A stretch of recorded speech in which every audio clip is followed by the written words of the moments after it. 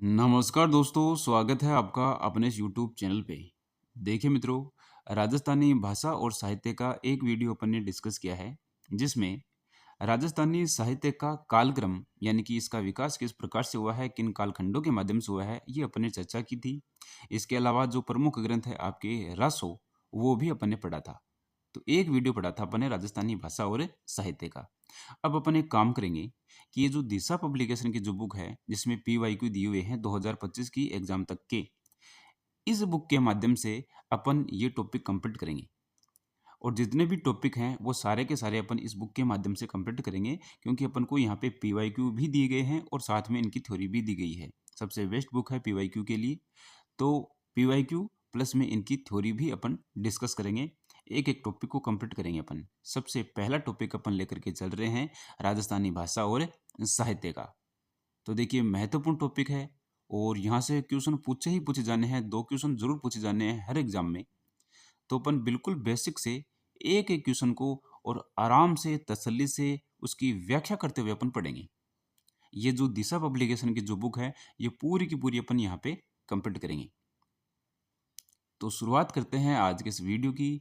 देखिए चैनल से पहली बार जुड़ रहे हो तो चैनल को सब्सक्राइब जरूर कीजिएगा और बेल आइकन भी अपन प्रेस कर लीजिएगा, ताकि जब भी वीडियो आपके अपलोड हो आप तक नोटिफिकेशन पहुंच जाए।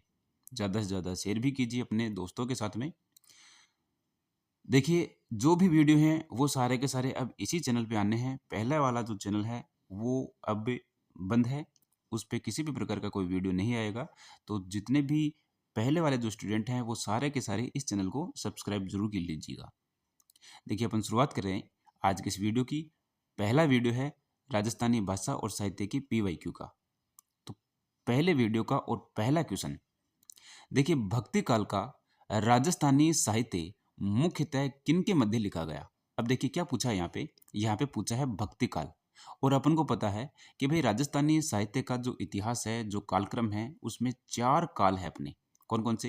एक तो है आपका प्राचीन काल, जिसको बोला जाता है वीर गाथा का काल, और ये है 1050 से लेकर के 1450 तक। दूसरा है आपका पूर्व मध्य काल, इसको बोलते हैं भक्ति काल, जो कि 1450 से लेकर के 1650 तक है। और यही पूछा है इसमें भक्ति काल। तो भक्ति काल का जो राजस्थानी साहित्य है वो किन के मध्य लिखा गया है, किस समय के मध्य लिखा गया है, तो ध्यान में रखना 1450 से लेकर के और 1650, इनके मध्य आपका भक्ति काल आता है। तो राजस्थानी साहित्य में 4 काल हैं। एक तो है आपका प्राचीन काल, एक है आपका पूर्व मध्य काल, एक है आपका उत्तर मध्य काल, और इसको बोला जाता है श्रृंगार रीति और नीति का काल, 1650 से लेकर के 1850 ईस्वी तक का। अगला है और अंतिम जो है वो है आपका आधुनिक काल। ये है 1850 ईस्वी से लेकर के वर्तमान तक का। इसमें विविध विषयों और विद्याओं से युक्त ये काल है, यानी कि युवाओं को समर्पित ये काल है आधुनिक काल। तो देखिए ये आरबीएससी का स्रोत है, यहाँ से ही ये जो जितना भी पार्ट है ये यहाँ से पुटअप किया गया है, तो महत्वपूर्ण हो जाता है अपने लिए। तो राजस्थानी साहित्य के इतिहास में सबसे पहले अपन ने पढ़ा है, वो पढ़ा है इनका विकास किस प्रकार से हुआ है, किन काल खंडों के माध्यम से हुआ है। तो 4 काल है। प्राचीन काल, जिसको बोला जाता है वीर गाथा का काल, वीर गाथा का काल 1050 से 1450 तक। फिर है आपका पूर्व मध्य काल, ये है आपका भक्ति काल, 1450 से लेकर के 1650 तक है। फिर है उत्तर मध्य काल, जो कि श्रृंगार रीति और नीति का काल है। तो ये भी अपन को नाम ध्यान में रखने हैं कि पहला तो क्या है आपका वीर गाथा का काल है, फिर अपना भक्ति काल है, फिर श्रृंगार रीति और नीति का काल है। और साथ में ये समय ध्यान में रखना है 1050 से 1450, 1450 से 1650, और 1650 से लेकर के फिर 1850, और 1850 के बाद में वर्तमान तक जो है इसको बोला जाता है आधुनिक काल। तो ये 4 काल ध्यान में रखने भाई महत्वपूर्ण है। तो देखिए भक्ति काल का जो राजस्थानी साहित्य है वो है आपका 1450 से लेकर के 1650 तक। 1050 से लेकर के 1450 तक क्या है आपका प्राचीन काल है, जिसको बोला जाता है वीर गाथा का काल। उसके बाद में ये आ जाता है दूसरे नंबर पे। तीसरे नंबर पर फिर आता है आपका 1650 से लेकर के 1850 तक का, इसको बोला जाता है श्रृंगार रीति और नीति का काल। तो ये जो पहला क्वेश्चन है ये क्वेश्चन अपना कंप्लीट होता है। अगला देखिए, राजस्थानी साहित्य में पर्ची व्यंजित करता है कि राजस्थानी साहित्य में ये जो पर्ची है, ये पर्ची का मतलब क्या है, तो संतों का जीवन परिचय, शासकों की कृतियों का वृतांत, शासकों की वंशावली या फिर यात्रा वृत्तांत।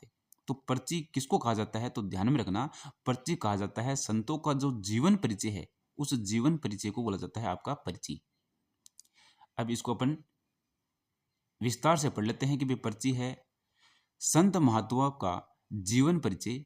राजस्थानी भाषा में जिस पद्यबद्ध रचना में मिलता है उसे क्या कहा जाता है, पर्ची कहा जाता है। तो इतना ही ध्यान में रखना कि भाई जो संत महात्मा है उनका जीवन परिचय, तो जीवन परिचय क्या है, आपका पर्ची है। जैसे कि संत पीपा जी की पर्ची, संत दादू दयाल जी की पर्ची, मीराबाई की पर्ची। तो ये पर्ची का मतलब क्या है, इनका जीवन परिचय है। पर्ची का मतलब क्या है, जीवन परिचय। पर्ची से परिचय ध्यान में रख लेना। तो पर्ची का मतलब क्या है, परिचय है, जीवन परिचय है। अगला देखिए, ख्यात क्या होता है, ख्यात देशी राज्यों के राजाओं ने अपने समान सफलताओं और विशेष कार्यों आदि के विवरण के रूप में अपना इतिहास लिखवाकर संचित किया। यह इतिहास क्या कहलाता है, ख्यात कहलाता है। यानी कि जिसमें राजाओं के समान, राजाओं की सफलता, राजाओं के जो विशेष कार्य हैं उनका विवरण मिलता है जिस बुक में, उसको बोला जाता है ख्यात। ख्यातों का लेखन मुगल बादशाह अकबर के शासनकाल से प्रारंभ हुआ। तो ये ख्यात जो है कब से लिखना प्रारंभ हुई है, तो ये अकबर के शासन से लिखना प्रारंभ हुआ है इनका। ख्यातों को प्रकृति के आधार पर कई भागों में बांटा गया है, जिसमें लगातार संलग्न इतिहास हो, जैसे कि दयालदास की ख्यात, जिसमें अलग अलग बातों का संग्रह हो, जैसे कि नैणसी एवं बंकीदास की ख्यात। तो ये ध्यान में रखना, ख्यात का मतलब क्या है भाई, ख्यात का मतलब है राजा के सम्मान, राजा की सफलता, राजा के विशेष कार्य, उनका विवरण जिसमें मिलेगा उसको अपन बोलेंगे ख्यात। और पर्ची क्या है, पर्ची का मतलब है जीवन परिचय। अगला देखिए आप, रूपक क्या होता है भाई, रूपक तो किसी वंश अथवा व्यक्ति विशेष की उपलब्धियों के स्वरूप को दर्शाने वाली काव्य कृति रूपक कहलाती है। रूपक में क्या मिलता है, रूपक में किसी व्यक्ति विशेष की उपलब्धि का वर्णन मिलता है, किसी व्यक्ति विशेष की उपलब्धियों का वर्णन मिलता है। कोई विशेष वंश है, उसकी उपलब्धियों का वर्णन मिलेगा, या व्यक्ति विशेष की उपलब्धियों का वर्णन मिलेगा, उसको अपन बोलेंगे रूपक। तो तीन हो गए यहाँ पे।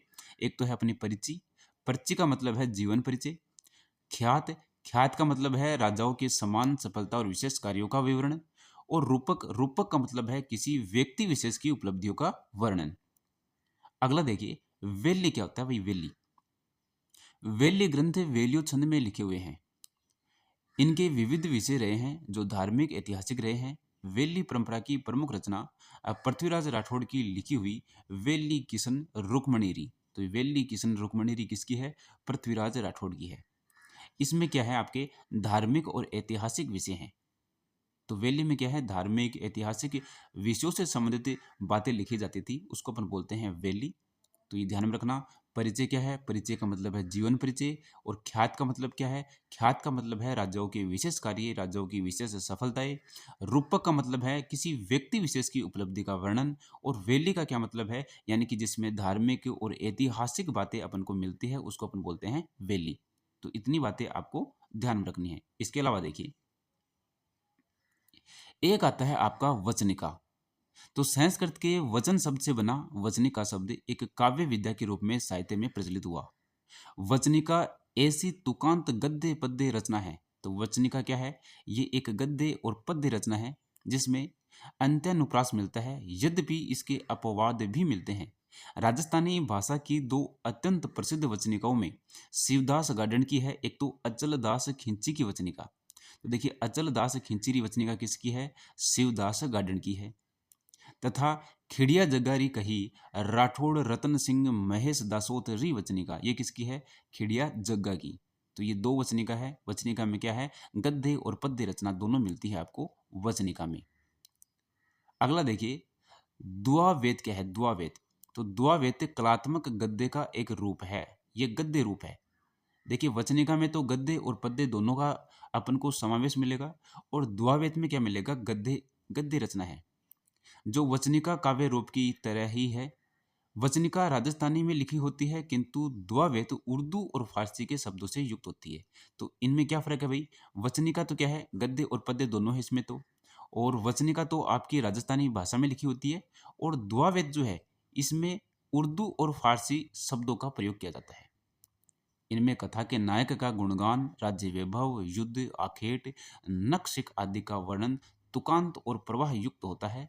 अकमाल देवडारी द्वावेत और राजा जय सिंगरी दुआवेत ये प्रसिद्ध दुआवेत है। तो दुआवेत क्या है और वचनिका क्या है ये आप लोगों को क्लियर हो गया होगा। वचनिका में तो गद्य और पद्य दोनों रचना मिलती है, राजस्थानी भाषा में मिलती है। दुआवेत में गद्य रचना मिलती है और ये आपकी उर्दू भाषा में, फारसी भाषा में मिलती है। अगला देखिए भाई, वात क्या है? वात कहानी की तरह है, बात कहने और सुनने की विशेष विद्या है। जैसे अपन बोलते हैं कि कोई बात बताओ भाई, क्या बताओ? कोई बात बताओ, तो वो वही है, बात ही है वो। बात का मतलब क्या है भाई? कहानी है। यानी कि कहानी कहने वाला जो है, कथा कहने वाला, वो तो कहता जाता है और सुनने वाला क्या करता है? हुंकारा भरता रहता है। उसको अपन बोलते हैं वात। तो नॉर्मल सी बात है। जैसे कि पाबू जी की बात है, कान्हड़ देव की बात है, तो ये प्रमुख है। गद्य पद्य में और सभी का इसमें रूप मिलता है। अब है आपकी प्रकाश।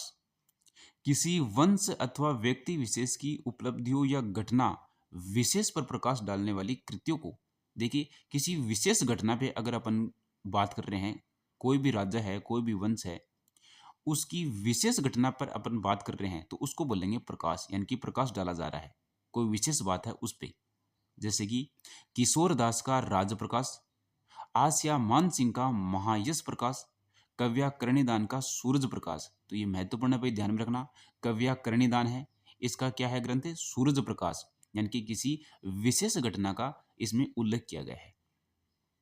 किशोर दास का राज प्रकाश है और आसिया मान सिंह का महायश प्रकाश है। तो ये है आपका प्रकाश। प्रकाश का मतलब है किसी विशेष घटना पे जोर डालना। अगला देखिए आपका है मर्स्या। तो मर्स्या क्या है भाई? नाम से ही पता चल रहा है मर्स्या।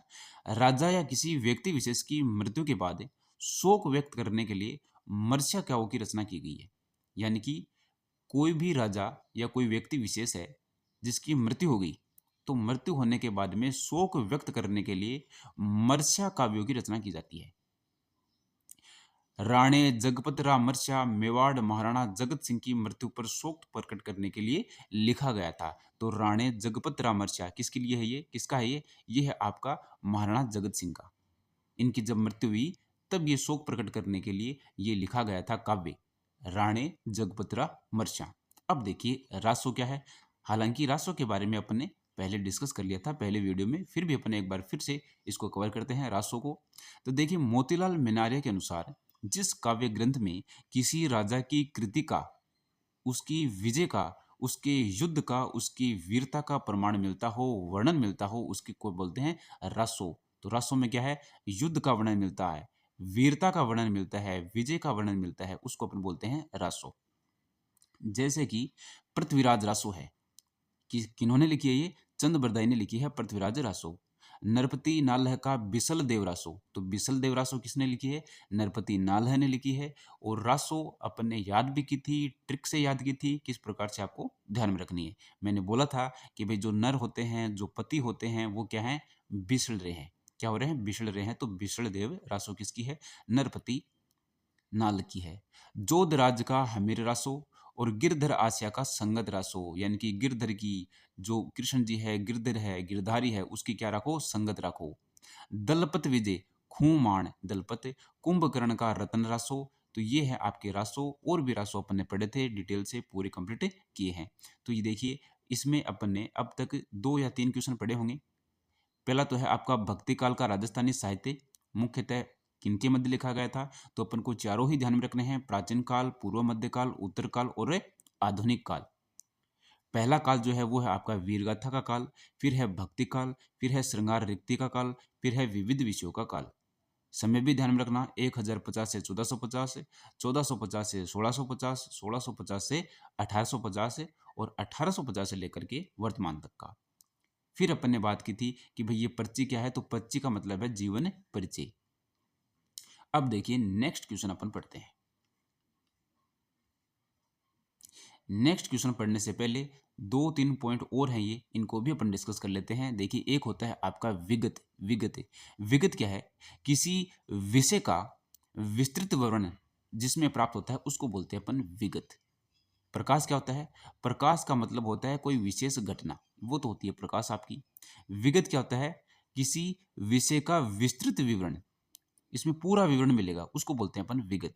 तो ध्यान में रखना। जैसे कि मुहणो तनहेण सी की मारवाड़ रा प्रगनारी विगत में प्रत्येक परगने की आबादी, रेख, भूमि, किस्म, फसलों का हाल, सिंचाई यानी कि तमाम बातें मिलती है। तो विगत क्या है? विगत का मतलब है विस्तृत विवरण। बस इतना ही ध्यान में रखना। विगत का मतलब है विस्तृत विवरण। अगला है आपका साखी। तो साखी साक्षी शब्द से बना है। साखी परक रचनाओं में संत कवियों ने अपने द्वारा अनुभव किए गए ज्ञान का वर्णन किया है। साखियों में सोरठा छंद का प्रयोग हुआ है। कबीर की साखियां प्रसिद्ध है। अब है आपका सिलोका। सिलोका साधारण पढ़े लिखे लोगों द्वारा लिखे गए हैं, इसलिए ये जन साधारण की भावनाओं को आम जन तक पहुंचाते हैं। राव अमर सिंह रा सिलोका, भाटी केहर सिंह रो सिलोको, तो ये प्रमुख है। यानी कि जो साधारण मनुष्य के द्वारा लिखे जाते हैं, जो नॉर्मल पढ़े लिखे हैं, साधारण हैं, उनके द्वारा जो लिखे जाएंगे उनको बोलेंगे सिलोका। तो सिलोका को ध्यान में रखना। क्या है भाई? सिलोका है साधारण पढ़े लिखे लोगों के द्वारा लिखे गए लेख या फिर ग्रंथ बोल सकते हैं अपन को। झमाल। झमाल राजस्थानी काव्य का मात्रिक छंद है। इसमें पहले पूरा दोहा, फिर पांचवें चरण में दोहे के अंतिम चरण को दोहरा जाता है। राव इंद्र सिंह हरी झमाल। झूलना। झूलना राजस्थानी काव्य का मात्रिक छंद है। इसमें 24 अक्षर के वर्णिक छंद के रूप में यज्ञ होता है। अमर सिंह राठौड़ रा झूलना, राजा गज सिंह रा झूलना, ये प्रमुख झूलने हैं। तो झूलना क्या है? राजस्थानी काव्य का मात्रिक छंद है। झमाल क्या है? राजस्थानी काव्य का मात्रिक छंद है। तो झमाल और झूलना ये क्या है? आपके राजस्थानी काव्य के एक रूप हैं। शिलोका साधारण जो लोग होते हैं वो जो लिखते हैं उसको बोलते हैं अपन शिलोका। साखी क्या है? जो कवि लिखते हैं, संत कवि जो लिखते हैं उनको अपन बोलते हैं साखी। और विगत, विगत में विस्तृत विवरण मिलता है। अब अपन करेंगे क्वेश्चन को। आ जाइए। देखिए नेक्स्ट क्वेश्चन है आपका कि भाई राजस्थानी भाषा में उपलब्ध कविता में संतों के जीवन वृतांत को क्या कहा जाता है? जीवन वृतांत को, यानी कि जीवन वृतांत यानी कि जीवन परिचय क्या है? तो जीवन परिचय क्या है आपका? परिचय, वात, जमाल या झूठना। तो देखिए जीवन परिचय है आपका परिचय। पहले ही पढ़ा था अपन ने जीवन परिचय। जीवन परिचय में बोल जाता है परिचय को। अगला देखिए, राजस्थानी साहित्य की कौन सी श्रेणी कहानी या कथा विद्या से संबंधित है? किससे संबंधित है? आपकी कहानी से या कथा विद्या से। तो कहानी का मतलब क्या है भाई? कहानी अपन बोलते हैं कि भाई कोई बात सुनाओ, कोई कहानी सुनाओ, कोई बात सुनाओ। तो कहानी का मतलब है बात। तो कहानी का मतलब क्या है? बात है। ये वचनिका नहीं है, ये विगत भी नहीं है और ये वेली भी नहीं है।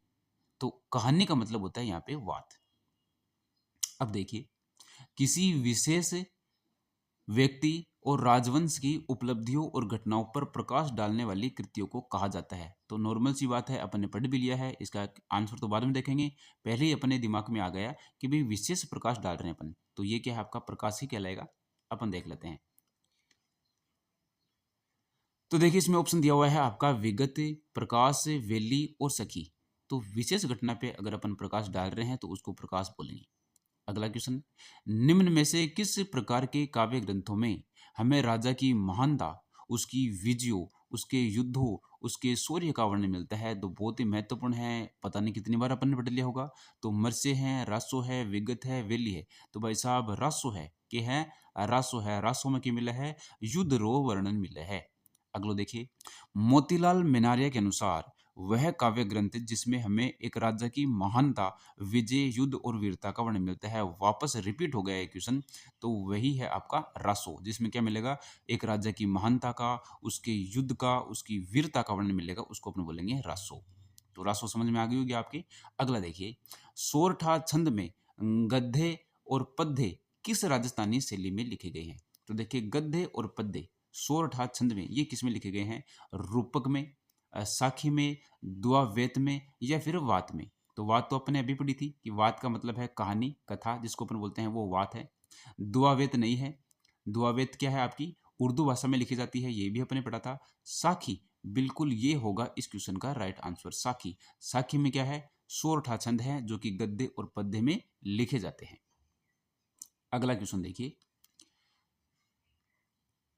राणे जगपत राम मर्स्या। देखिए मर्स्या क्या है तो अपन को पता है किस शासक की मृत्यु या शोक मनाने के लिए लिखी गई है। तो मर्स्या का मतलब क्या होता है? मर्स्या का मतलब होता है यानी कि कोई शासक जब खत्म हो जाए, जब उसकी मृत्यु हो जाए, तो उसके शोक को प्रकट करने के लिए, शोक व्यक्त करने के लिए ये मर्स्या लिखे जाते थे, है ना? तो देखिए मर्स्या किसकी है भाई? राणे जगपत राय मर्स्या अपन ने पढ़ा था, एक ही है। तो महाराजा जनक सिंह, महाराजा जगत सिंह, महाराजा जीवन सिंह और महाराजा जयदीप सिंह।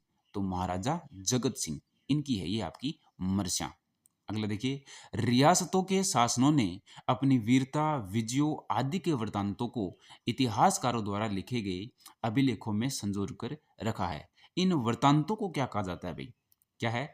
रियासतों के शासकों ने अपनी वीरता, अपने विजयों और वृत्तांतों को इतिहासकारों द्वारा लिखे गए अभिलेखों में संजोकर रखा गया है। इन वृत्तांतों को क्या कहा जाता है? ये वृत्तांत क्या कहलाते हैं आपके? तो देखिए दुआवेत, तो दुआवेत तो आपकी होगी उर्दू भाषा में, फारसी भाषा में। वात, वात का मतलब होता है कहानी या फिर कथा। और ख्यात, तो देखिए ख्यात में आपको क्या मिलते हैं? वृत्तांत मिलते हैं इनकी वीरताओं विजयों की। तो ध्यान में रखना ये होगी आपकी ख्यात। अगला क्वेश्चन देखिए, ख्यात के विषय में असत्य कथन कौन सा है? तो ख्यात शब्द संस्कृत के ख्याति शब्द से निस्तृत हुआ है। तो ख्यात शब्द किससे बना है? ये बना है संस्कृत का ख्याति शब्द है उससे बना है। ख्यात ग्रंथों से इतिहास के विषय में जानकारी मिलती है। बिल्कुल ख्यात अपने अभी देखा है जिसमें इतिहासकार क्या लिखते हैं? अपने जो विजय, जो वीरता के प्रमाण हैं, जो बातें हैं वो उसमें लिखी जाती है ख्यात में। ख्यातों को भाट लोग संभालते थे। अनेक ख्यातें राज्य संरक्षण में लिखी गई है। तो राज्य संरक्षण में लिखी जाती थी और ख्यातों में इतिहास का वर्णन मिलता है। ख्यात शब्द जो है ख्याति शब्द से मिलकर बना है। तो ये तीन जो है यहाँ पे सही है और एक गलत है कि भाई जो भाट लोग हैं वो इसको संभालते थे। ये गलत बात है। इतिहासकार इसको लिखते थे, भाट लोग नहीं संभालते थे। तो ये यहाँ पे क्या हो जाएगा? गलत हो जाएगा। अगला क्वेश्चन देखिए,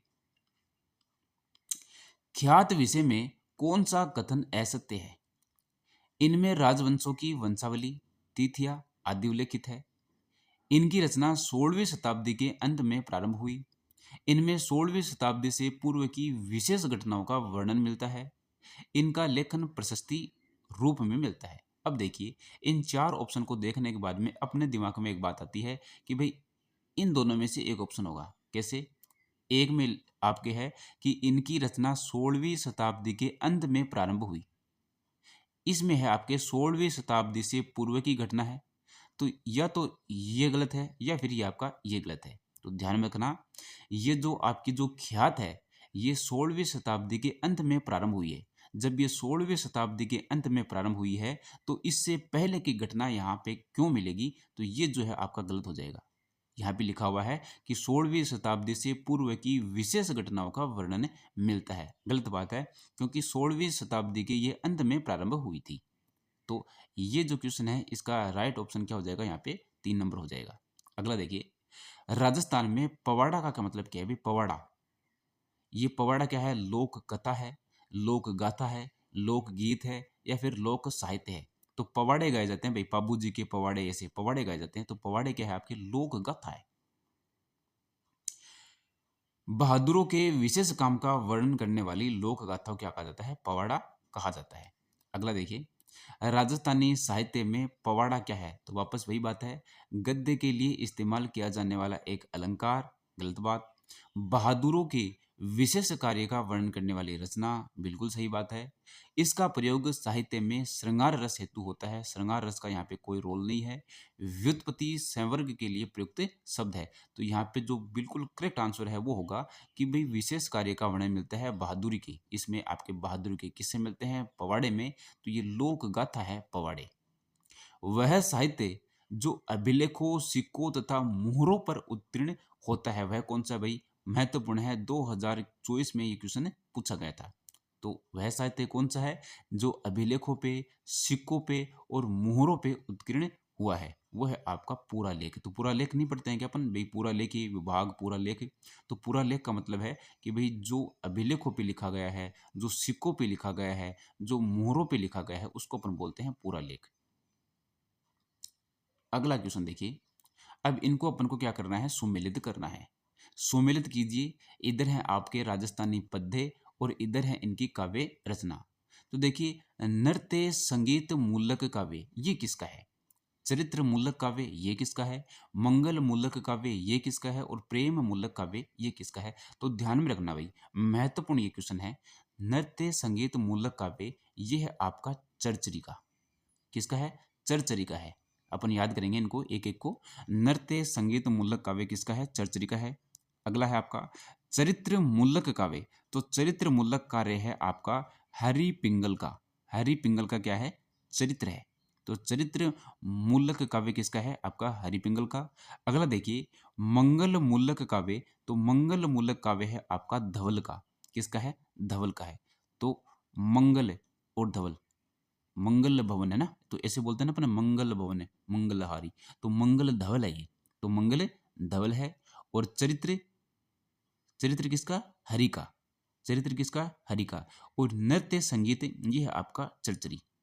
मान लो कोई नृत्य करता है, संगीत और नृत्य में विशेष रुचि रखता है, तो उसकी क्या होती है भाई? उसकी चर्चा होती है ना। ज्यादा चरचरी चरचरी मत करो बात। या तो नृत्य और संगीत में तो आपको ध्यान में रखना है चरचरी।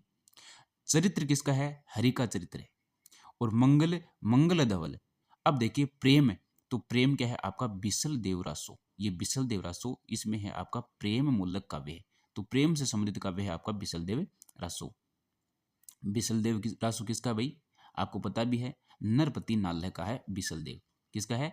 नरपति नाल्ह का। और ये मैंने बताया था पहले भी, आज भी बताया, और एक बार और बता देता हूं। नर और जो पति होते हैं वो क्या हो जाते हैं? बिछड़ जाते हैं। हालांकि ये प्रेम काव्य है भाई, बदनाम मत करना, प्रेम काव्य है। तो ये चारों याद हुए क्या? देखिए, नृत्य और संगीत की चर्चा तो चरचरी। चरित्र किसका अच्छा है? हरि का अच्छा है, तो हरि पिंगल। और मंगल, मंगल जो है मंगल धवल। और प्रेम काव्य कौन सा बच गया अब आप पे? बिसल देवरासो। तो देखिए अब इसको अपन कर लेते हैं मैच। तो ए में तो होगा आपका 3 नंबर, तो ए में तो होगा आपका 3 नंबर, बी में होगा आपका 1 नंबर, और सी में होगा आपका 4 नंबर, और डी में होगा आपका 2 नंबर। तो 41, 31, 42, 31, 42। हाँ, तो ये पहला ही आपका यहाँ पे करेक्ट हो जाएगा। अगला देखिए, वेली किशन रुक्मणी री और छंद राव जेतसिरो इन 2 डिंगल में लिखी पुस्तकों को संपादित करने तथा वचनिका राठौड़ रतन महेश दासोतरी खिड़िया जगारी कही को प्रथम बार प्रकाश में लाने का श्रेय किसको है? तो इन किताबों को, इन ग्रंथों को पहली बार प्रकाश में कौन लेकर के आए थे? तो ध्यान में रखना, वे विजय दांदे था नहीं, ठाकुर केसर सिंह नहीं, टेसीटोरी। ये भाई महत्वपूर्ण है, ये इटली के हैं टेसीटोरी। तो ये लेकर के आए थे। वेली किशन रुक्मणी, छंद राव जेतसिरो, ये 2 डिंगल में लिखी पुस्तक है।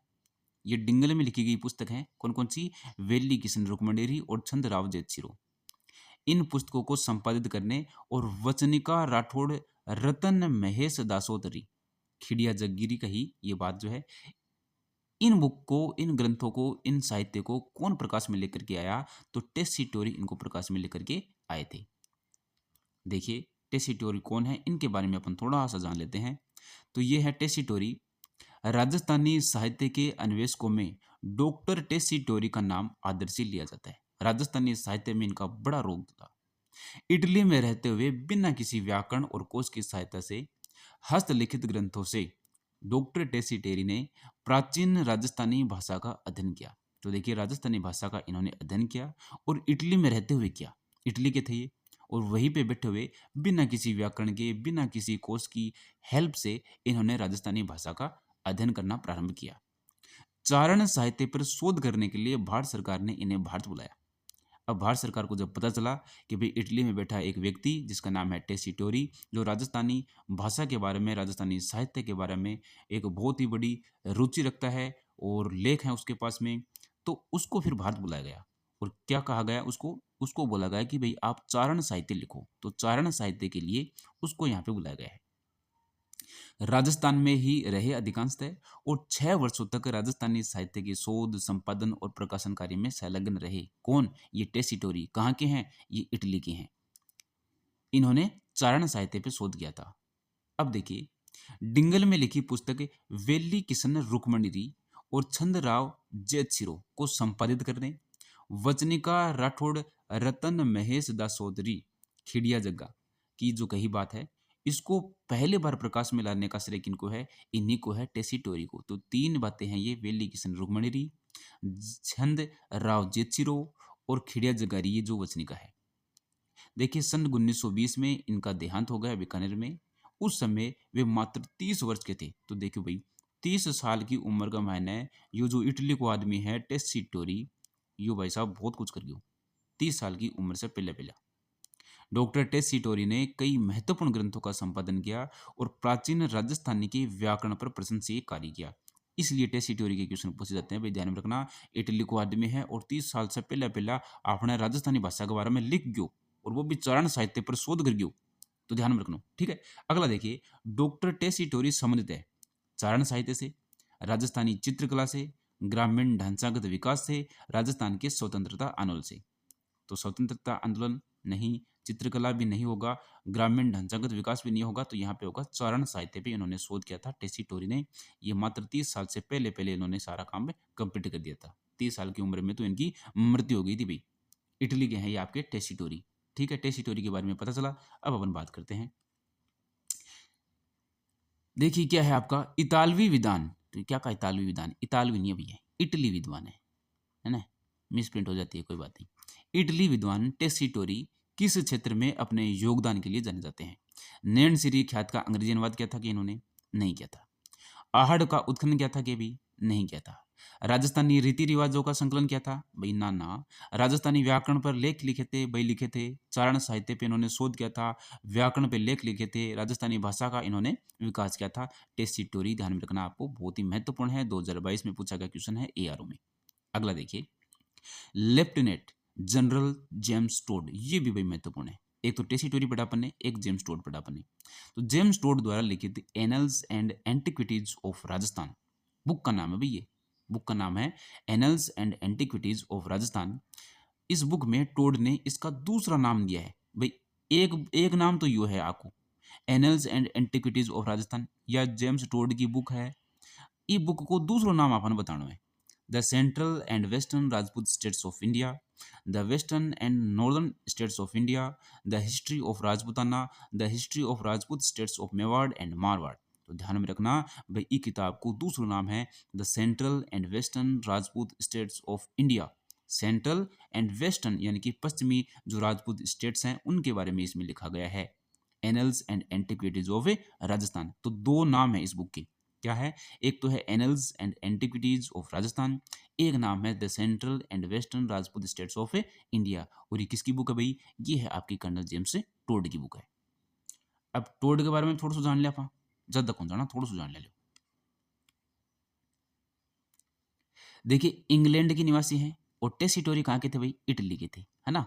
टेस्सीटोरी इटली के थे, उन्होंने भी राजस्थानी साहित्य में, राजस्थानी चारण साहित्य में अपना विशेष योगदान दिया था टेस्सीटोरी ने, तो उनको भी ध्यान में रखना। अब ये जो जेम्स टोड हैं ये आपके इंग्लैंड के, ये 1800 में भारत आए, ठीक है भाई। 1817 में कुछ रियासतों जिनमें पश्चिमी राजपूत स्टेट्स इंपॉर्टेंट है के पॉलिटिकल एजेंट बनकर के उदयपुर आए थे। अपने सेवा काल में उन्होंने विभिन्न रियासतों में घूम घूम कर इतिहास विषयक सामग्री एकत्रित की तथा इंग्लैंड जाकर के एक बुक लिखी, और बुक को नाम के है annuls and antiquities of Rajasthan. और ये बुक कोई दूसरा नाम है, क्या नाम है? Central and western Rajput states of India. Central and western Rajput states of India, यानी कि मैं एक बुक को मैं पूरा नाम की है ट्रेवल्स इन, यानी कि इन क्षेत्र में मैंने घुमाई की है, इन क्षेत्र में मैं घूम के आया हूँ और यहाँ के जो साहित्य है, यहाँ का जो कल्चर है उसके बारे में मुझे पता है। किसके बारे में? Central and western Rajput states के बारे में। तो ये बुक इन्होंने लिखी है। 1829 ईस्वी में इस ग्रंथ का प्रथम भाग राजपुताना की भौगोलिक स्थिति, राजपूतों की वंशावली, मेवाड़ का इतिहास लिपिबद्ध था 1832 में द्वितीय भाग। तो एक भाग तो इसका 1829 में, दूसरा भाग इनका 1832 ईस्वी में आया, प्रकाशित हुआ। इस पुस्तक का संपादन विलियम क्रुक ने किया। भाई विलियम क्रुक है, उन्होंने इस बुक का क्या किया? संपादन किया। इसके दोनों खंड इंग्लैंड के राजा जॉर्ज चतुर्थ एवं विलियम चतुर्थ को समर्पित किए। लेफ्टिनेंट जनरल जो आपके जेम्स टोड है ने travels in centrals and western Rajput states of Rajasthan नामक दूसरी पुस्तक लिखी, जो मृत्यु पश्चात 1839 ईस्वी में इनकी जो पत्नी है जूलिया कल्टरबर्ग ने प्रकाशित करवाई। Madam colonel William Hunter Blair को समर्पित किया था। एनल्स के अलावा कर्नल जेम्स टोड ने अपनी यात्रा वृत्तांत ट्रेवल्स इन वेस्टर्न इंडिया यानी कि पश्चिमी भारत की यात्रा अपने गुरु, जिनका नाम था जैन यति ज्ञानचंद्र, तो गुरु का नाम भी पूछा जाता है भाई, कई बार पूछा गया था क्वेश्चन। ये इनके गुरु का नाम क्या है, कर्नल जेम्स टोड के गुरु का नाम क्या है, तो जैन यति ज्ञानचंद्र, ये इनके गुरु का नाम है। इन्हें राजपुताने के प्रथम लेखक ही नहीं बल्कि इतिहास के प्रथम विशेषज्ञ और प्रथम विदेशी इतिहासकार जिसने सामंतवादी व्यवस्था के बारे में लिखा। टोड राजस्थान का प्रथम इतिहासकार था जिसने पहली बार वैज्ञानिक दृष्टिकोण से समस्त राजस्थान का इतिहास लिखा, इसलिए उसे सही मायने में राजस्थान के इतिहास का पिता, राजस्थान के इतिहास का पिता या जनक कहा जाता है। किसको भाई?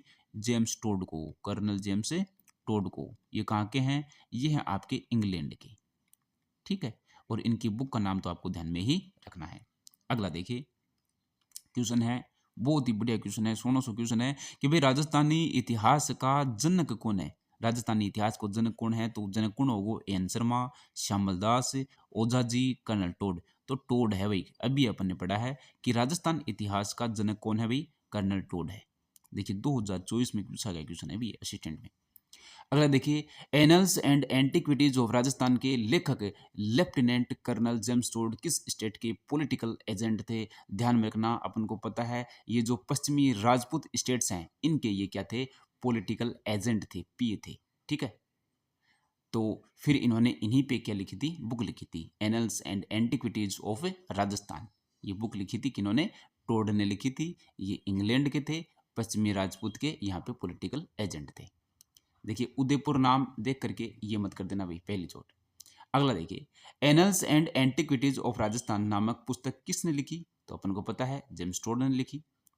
वह कौन सा अंग्रेजी इतिहासकार था जिसने राजस्थान की जागीरदारी व्यवस्था पर लिखा?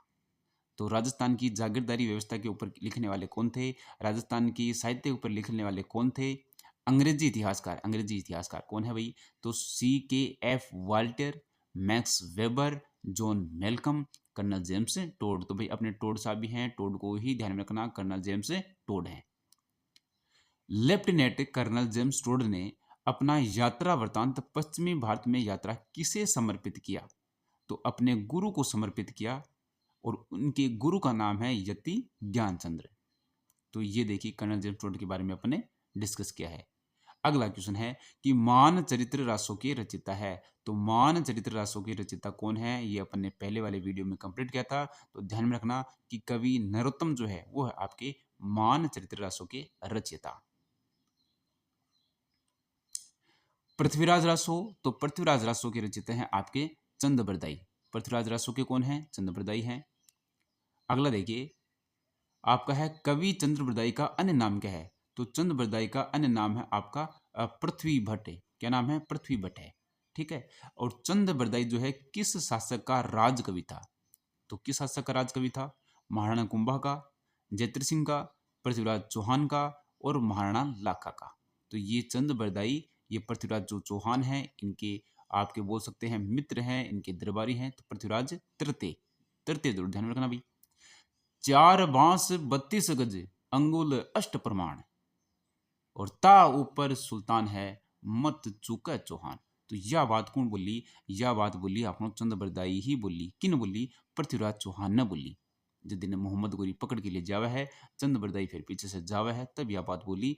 तो इको प्रमाण मतलब जो भी है या व्यक्ति किसकी है? चंद्रबरदाई की है। अगला देखिए, बिसल देव रासो की मुख्य महिला पत्र कौन सी है? तो बिसल देव रासो की मुख्य महिला पत्र जो है उसका नाम है आपका राजमती। तो देखिए इसमें आपका नरपति नाल द्वारा लिखा गया है ये। इसमें राजमती और राजा बिसल देव, इसकी प्रेम कथा है। तो बिसल देव रासो क्या है? प्रेम काव्य है। ध्यान में रखना भाई, अपन ने पहले भी पढ़ा था, प्रेम काव्य है। और बिसल देव रासो कैसे ध्यान में रखने हैं? तो बिसल देव रासो किसकी है? नरपति की। तो नर और पति बिछड़ गए, प्रेम काव्य है। और इसमें ये दोनों कौन कौन है? एक तो बिछड़देव खुद है, राजा बिछड़देव, और एक है राजमती, रानी राजमती। इनके दोनों के बीच में जो प्रेम हुआ है, इनकी कहानी है इसमें बिसलदेव रासो में। ठीक है भाई, अगला देखिए, बिसलदेव रासो के रचयिता कौन है? तो फट दिन कर दियो भाई, बिसलदेव, बिसल गयो कौन? बिसल गयो कौन? नरपति बिसल गयो, नरपति बिसल गयो।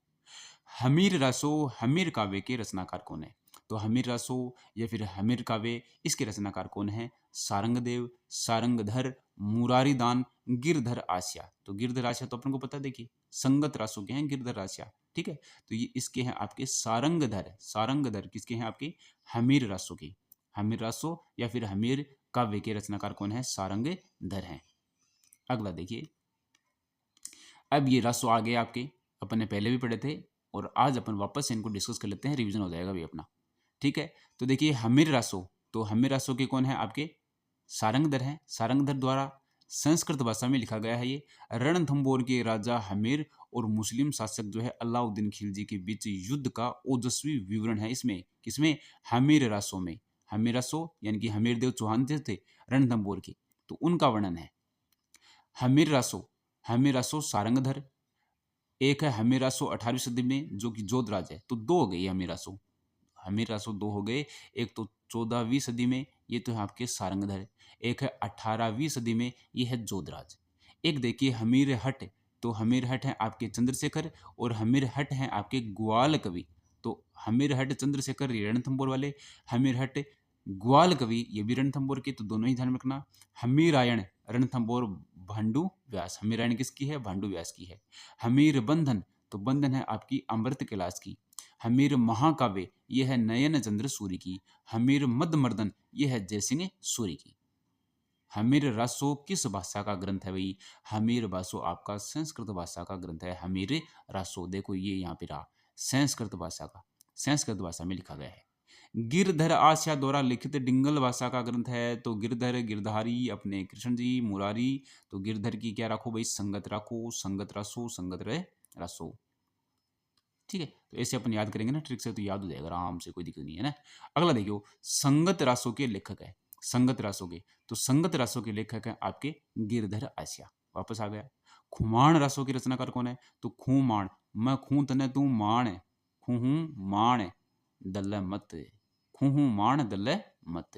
हो गया याद? संगत रासो हो गया, गिरधर आस्या वाला। ठीक है, अब देखिए भाई, मेवाड़ में गुहिल वंशीय राणाओं की वंशावली किस रासों में मिलती है? तो गुहिल वंशीय राणाओं की वंशावली किस रासों में मिलती है? ये मिलती है अपन को खुमान में। और खुमान रासो किसका है? दलपत विजय का है। और ये पिंगल भाषा में लिखा गया है, पिंगल भाषा में लिखा गया है। इसमें बप्पा रावल से लेकर के और राज सिंह तक का वर्णन मिलता है। किसमें? इसमें खुमान में। और ये खुमान किसने लिखा है? दलमत ने लिखा है, दलपत ने। ठीक है, अब देखिए, आज के इस वीडियो में अपन यहाँ तक का कवर करेंगे। इसके आगे का पार्ट जो है वो अपन नेक्स्ट वीडियो में करेंगे। अब ये जो यहाँ तक का जो पार्ट है ये आप लोगों को पूरा पूरा याद करना है। तो वीडियो कैसा लगा कमेंट बॉक्स में ज़रूर बताइए। जो भी कमी है, जो कुछ भी आप लोगों को बताना है वो ज़रूर बताइएगा, ताकि अपन इसमें और सुधार कर सकें। अगर सिर्फ और सिर्फ क्वेश्चन ही पढ़ने हैं तो वैसे अपन कर लेंगे, और क्वेश्चन और थ्योरी दोनों पढ़नी है तो वैसे चल रहे हैं वैसे चलेंगे। जो भी आप लोगों की राय होगी उस पर अपन विचार करेंगे और नेक्स्ट पार्ट लेकर के आएंगे। तो आज के इस वीडियो में बस इतना ही, मिलते हैं नेक्स्ट वीडियो में। धन्यवाद।